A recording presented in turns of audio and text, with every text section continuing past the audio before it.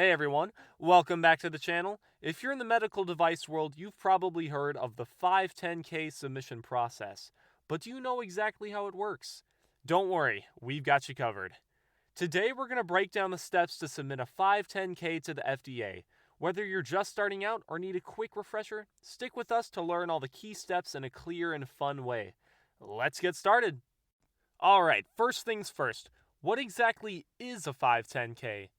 It's a submission to the FDA for medical devices that don't need pre-market approval, or PMA, but still need clearance.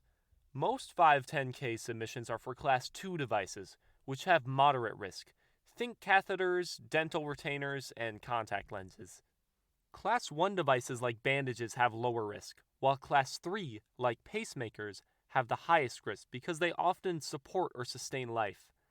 The goal of a 510K is to prove that your device is substantially equivalent to something else already on the market.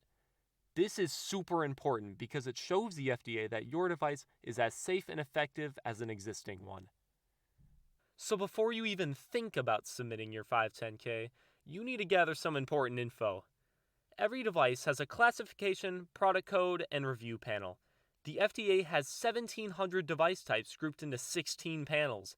Crazy, right? But the key thing is, you need a predicate device.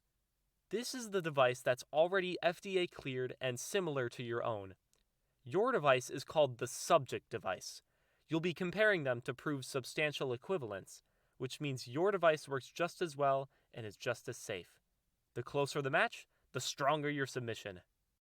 Now let's talk about the submission process itself. Your 510K submission will have 20 sections. Yes, 20, but don't freak out. The FDA gives you guidelines to help with each section.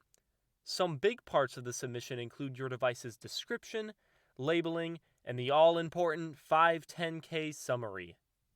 The FDA has switched to a new electronic submission system called eSTAR, which makes things a whole lot easier. Gone are the days of mailing USB drives, now everything can be uploaded online. Hooray for modern technology!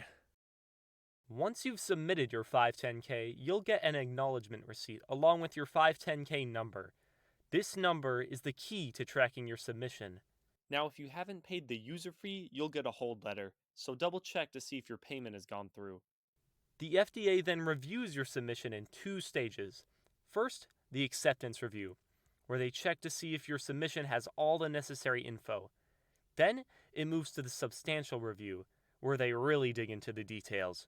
If you're missing something, you might get an RTA, refuse to accept hold. But don't worry, you'll have 180 days to fix any issues. Pro tip, use the same checklist as the FDA to avoid simple mistakes. After the substantial review comes the home stretch. The FDA will either communicate with you through an interactive review, basically just chatting through email or the phone, or request additional information or AI. AI requests are for bigger questions and will pause your submission until you respond. Finally, you'll get the big moment. The 510K decision letter. If your device is found substantially equivalent, congrats, you're FDA cleared. Your device is now ready to hit the market. And that's it, folks. Submitting a 510K may seem like a huge task, but once you break it down step by step, it makes it a whole lot easier. Thanks for watching. Don't forget to like, subscribe, and hit that notification bell for more videos on all things medical device related. We'll see you next time.